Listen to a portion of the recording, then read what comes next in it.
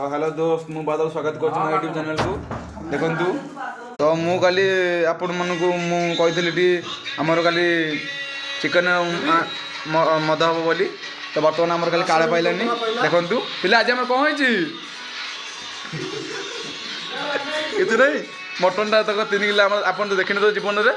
भी खाई थे आम ओनर है महिमा प्रसाद पेंटई एपटे आम दर्शन से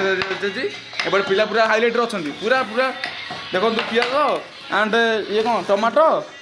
एंड लंका पूरा भर्ती हो तो बर्तमान आम लेमन राइस प्रस्तुत हो सारी देखो तो बर्तमान आम मटन टा पूरा मिक्स करके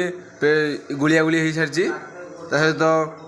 दु तीन सहित दु तीन रसुण गोटा मिक्स हो तो लंका ऊपर 3टा गुड़िया तो बर्तमान आम टमाटो भी कटा सर तो बर्तमान आम आलू कटाटी चलती आलू कटाटी सरिया लगे देखते भाई मैंने आम सब अदा रसुण पेस्ट पियाज सब कटाटी